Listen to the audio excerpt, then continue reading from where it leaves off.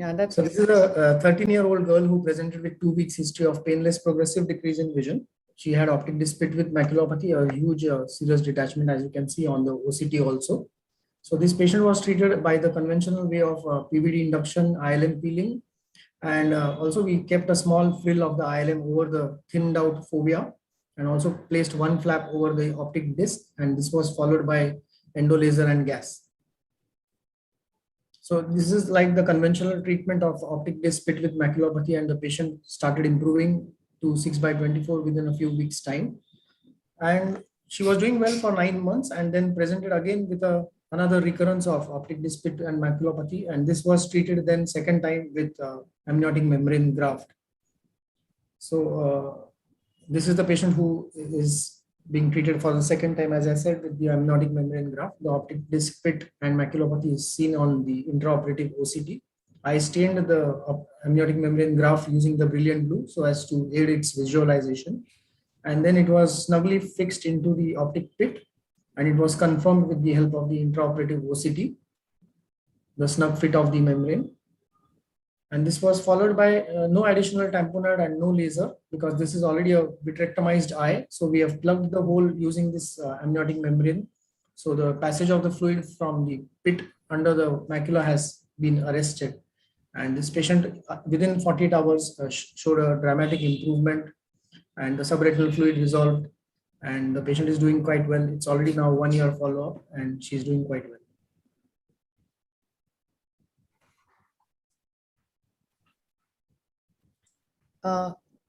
It's okay. Thank you, Aditya sir. I think we should congratulate Dr. Aditya Kelkar, is because he won the best of the show video at the recent American Society of Retina Specialists. And was it the same video, sir, if I'm not wrong? Yeah, this was about the same case. Yeah, thanks. So this was the ASRS award-winning video, and you presented it very nice, very eloquent. I would now like to request Dr. Manish Nagpal, sir, to please discuss about this case. Excellent, Aditya.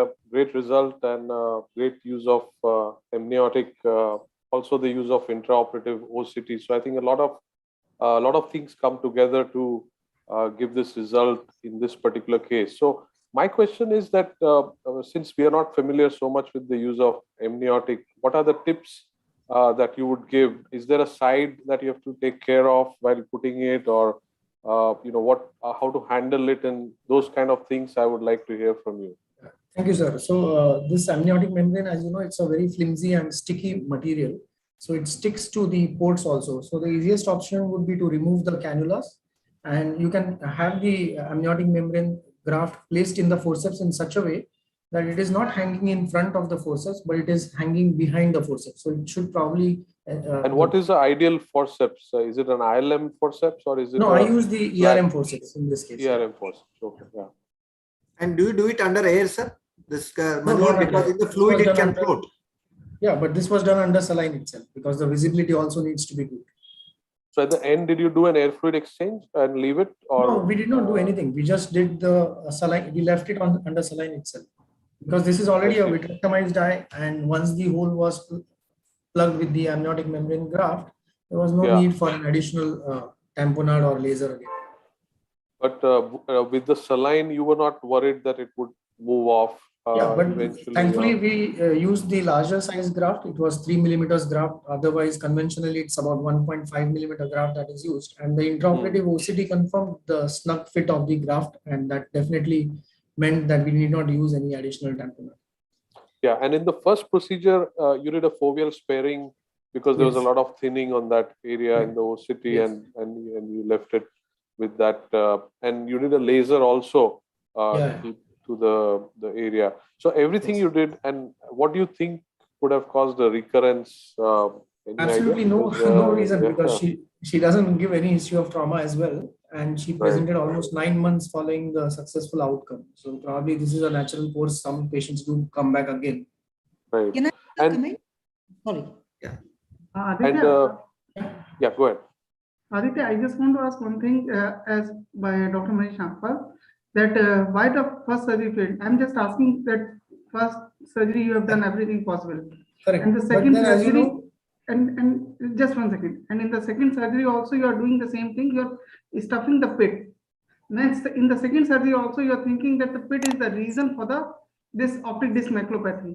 Why not you are thinking that the fluid is coming from the subarachnoid space? No, I'm not saying I'm not thinking. I'm just saying that this is one of the theory that subretinal fluid can be a reason. But in this case, as we understand, what we can do from our end is only to plug the optic pit. I think the difference As an was that ophthalmologist. I think the first time that you did was you did not stuff it into the pit. Yeah, Second I time just you placed stuffed it. correct. Yeah, you just covered it, but in the second one you actually stuffed it. Yeah. The But problem even with again, the problem I'm with the not sure amniotic that- graft is when you hold it with the forceps, it doesn't release from the forceps. You Correct, need correct. to get rid of it from the forceps correct, also. correct. That's what I was saying. Yeah, yeah. What I did usually is like using the light pipe to get rid of that Get rid of it. from the tip. Yeah. Yeah. Sir, but one more thing, important thing which authors have mentioned is these optic disc pit have a kind of some negative suction. So even if you stuff the hole, I have never seen even after stuffing it or placing it on the optic disc, it get displaced. Unlike like how we place the free flaps on the macular hole, this doesn't.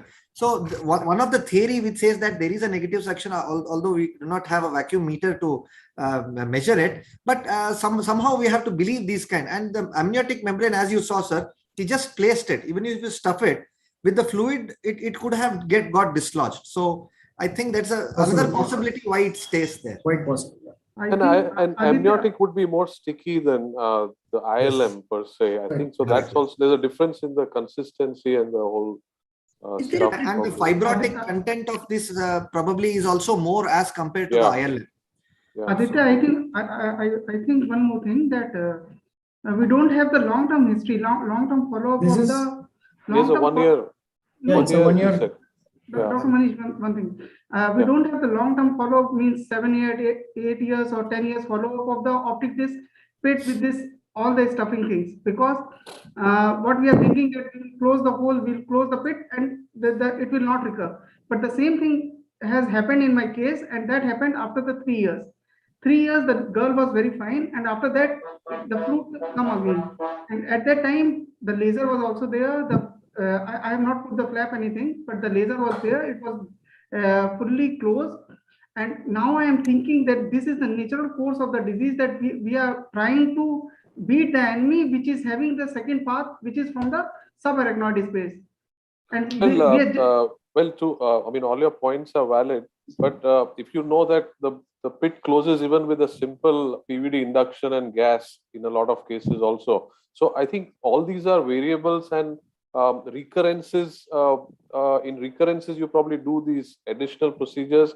Now people have started doing them as a first instance. I still do a simple PVD induction, and maybe if there's a thinning, I would do a fovea sparing ILM, but I don't stuff. And a lot of them close, some of them still don't close. So there are a lot of variables which you are right, and we still don't have an answer to the precise procedure which will never bring a recurrence. But these are all different approaches used, and especially for recurrence, you need these kind of things. I totally agree, Manish sir. Last comment from Malika madam, and then we'll move on to the next case, please.